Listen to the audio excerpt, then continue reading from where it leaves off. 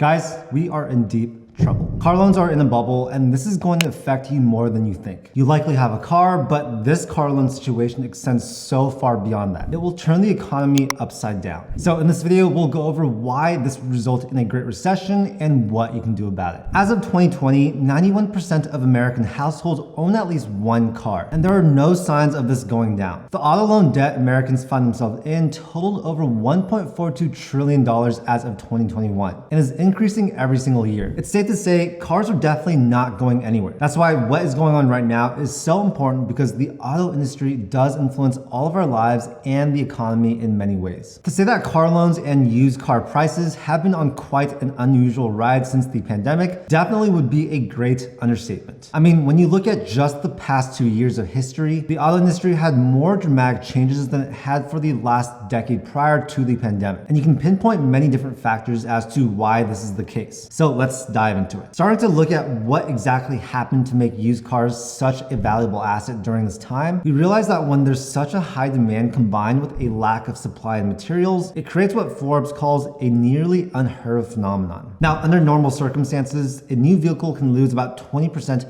of its original value within a year and triple that up to 60% after 5 years. In fact, they normally start losing value as soon as you drive off the lot, something that you guys are probably quite familiar with. That's why it's so fascinating that since 2020, used car prices have gone up 22%, a complete anomaly that creates a never seen before demand for your own car sitting in your driveway. During this time, not the real estate market, precious metal market, or even the stock market has been able to compete with this growth. Toby Russell, CEO of Shift.com, which is an online car marketplace, stated that when there's a shortage of new cars, people who are going to buy a new car that can't find what they want instead buy a 1 or 2 year old used model instead. To give you actual numbers on the jump both new and used car prices have taken recently, Sully Amar on Twitter states that 2 years ago, a new car cost around $38,000, and that jumped up to being around $50,000 now, which is a 24% increase. For used cars, it went from $20,000 to $31,000, which makes it a whopping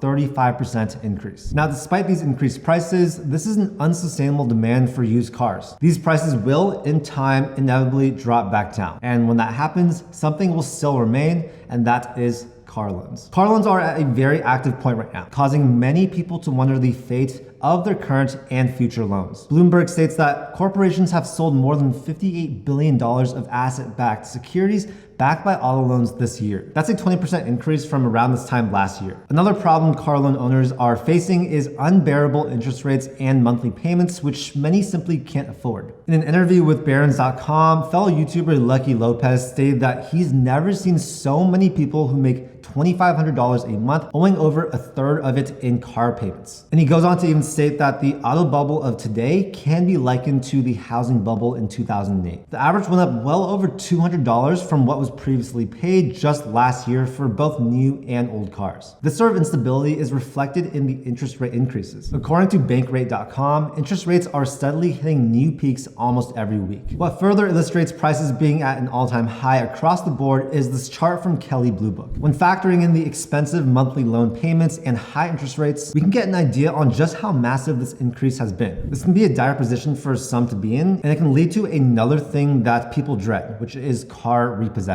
As mentioned earlier in Barron's interview with Lucky Lopez, giving up over a third of your monthly budget to pay off a car is obviously a recipe for disaster. Imagine yourself in the scenario. It's the height of the pandemic. You have just received some extra money due to stimulus checks. You've received debt forbearance. You've been able to keep a steady income despite the global situation. And you've even received loan forgiveness due to the pandemic. Now you realize that you have this nice extra income, and so you say, you know what? I'm gonna go get a car and I'm going to agree to any pricey loans for said vehicle because it's not gonna hurt me right now. And now with none of the free money you received previously, you're stuck with no choice but having your car repossessed. Well, this exact scenario has happened to so many people. Subprime loan repossessions have basically doubled in the past 2 years, resulting in an 11% increase of car repossessions. repossessions. And for those with prime credit scores, repossessions have doubled from 2 to 4%. Now, what I also find particularly intriguing is that according to Google Trends, the amount of people searching up voluntary repossession of cars is reaching heights of how much it was searched back in 2008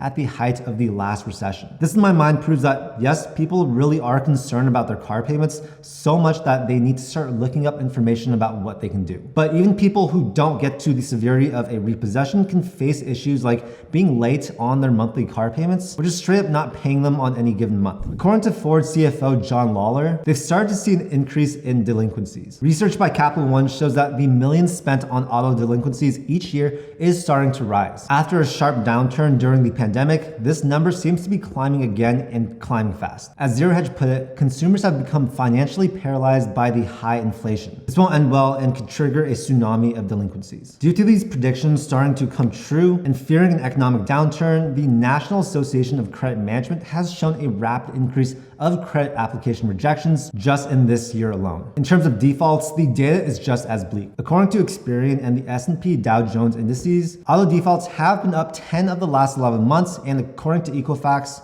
car loan defaults hit a 15-year high of 8.8% in February of this year, which just confirms that this increase of easy lending by the banks was short-lived as a way to get the economy rolling again. It goes to show that this relief many people had during the pandemic really did not last long. Now, there are many videos out there being made going through every intricacy of what's already happened, but what I want to focus on now is what this really means for you watching this video today and what we can do in the future moving forward. Ultimately, all this information can signify cause for alarm for many, but it will also give the market no choice but to drop prices and make changes. The auto loan industry, for example, may provide clear instructions on what rules the customer and dealer must abide by. We're already starting to see this happening in June when the Federal Trade Commission voted to have a trade regulation take place to change how dealers go about doing business with their customers. The truth is that dealerships have spent the last decade making more money off the financing of cars than actually selling the car, and the lack of federal oversight allows them to be able to get away with so much, and not even the fine print can stop them. The hope that the FTC has is to limit the useless fees and give protection against misleading, often unlawful practices. Protecting the customer is their goal, and according to the Consumer Reports, dealers have knowingly been giving out loans to people who can't afford them. Experts say that someone should not spend over 10% of their income on a car. Yet their data shows that 25% of prime customers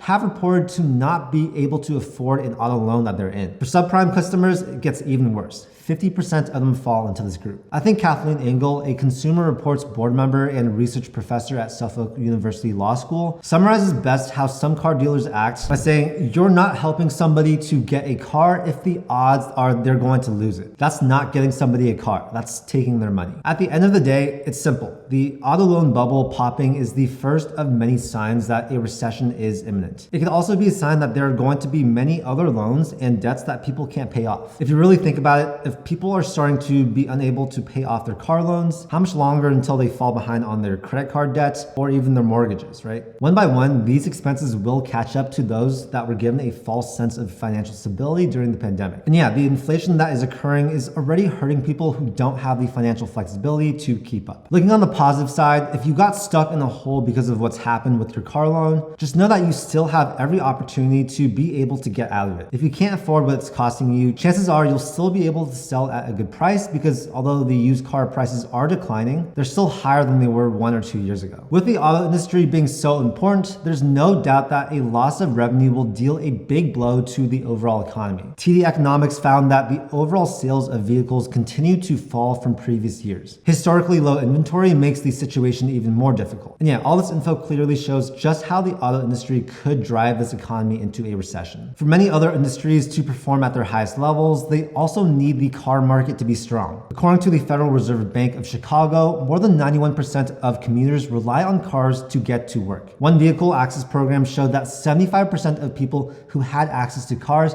found it easier to get better jobs and better earnings. The same study found that for low to moderate income households, purchasing cars can prove to be a struggle. Another study by Cox Automotive shows that if you have a median US income, you'd have to work almost 10 more weeks to afford a vehicle in 2022 than you had to in 2019. With longer-term auto loan lengths becoming more and more common, the financial risk can be too much for some people. This in turn makes it more difficult for people to be able to get to their job or be able to find one in the first place. And with less people having access to higher-paying jobs due to lack of transportation, the economy no doubt will get hurt. Auto loan interest rates aren't the only interest rates going up during this time. A study by the Wall Street Journal shows that after the Fed signaled their plan to raise rates earlier this year, they started to skyrocket really fast. Not just car loans, but house loans, student loans, and credit card loans too. Knowing that they all go up in tandem can help us to know that if one is starting to fall, the rest likely aren't far behind. In fact, on July 27th, the Fed announced a historic interest rate hike. With another 0.75 percentage point raise, we see their fight to try and ease inflation. Despite being adamant that we are not in a recession, Fed Chair Jerome Powell still kept pointing to a softening in labor conditions, which roughly translates to people losing their jobs. This is on top of what is almost a 50-year low 3.6% unemployment rate. What his statement also doesn't change is the fact that whether he likes it or not, the economy is slowing down. As CNN Business states, the economy has contracted by 1.6% during the first quarter of the year. With the second quarter GDP data that was just released July 28th, another contraction of 0.9% gave confirmation of the typical rule that defines a recession: 2 consecutive quarters of negative GDP readings. The Feds may not want to see it that way, but the economy will start to be treated as one under a recession. A recession being on the horizon now would mean that sooner or later we'll see a drop in prices and demand across all industries, not just the car loan one. Although it will admittedly take time for car loan rates to be less tricky, there's so much opportunity to invest during recessions, such as in the stock or housing markets, or even in your own business. I've talked a lot about this in past videos, but every dollar you make in a recession has a multiplier attached to it. If you can invest money during a recession, it will grow significantly in the long term. That is a fact that is backed by tons of historical evidence. And so that's why I think it is so important to figure out a way to make money right now so that you can set yourself up for the future. Despite the current signs we are seeing in the auto industry right now, there is no need to be paralyzed with fear like so many people. As Warren Buffett says, be fearful when others are greedy and be greedy when others are fearful. The auto loan industry is just the first of many indicators to keep an eye on for what is to come in the near future. Staying well informed through these times can help us all to have a better understanding on what to expect, how to handle what's to come, and to be prepared to have the best chances of getting in when prices are low. If we do this, we will be able to make wise decisions in all aspects of our finances, investments, and spending. Anyways, that's all I have for this video. If you guys have any thoughts about the car loan bubble and you want to share them, definitely comment them down below. And if you enjoyed the video, make sure to hit that like button and also subscribe for more content just like this. I make a ton of videos about personal finance, investing, and entrepreneurship. Thank you so much for your time, and I'll see you in the next video.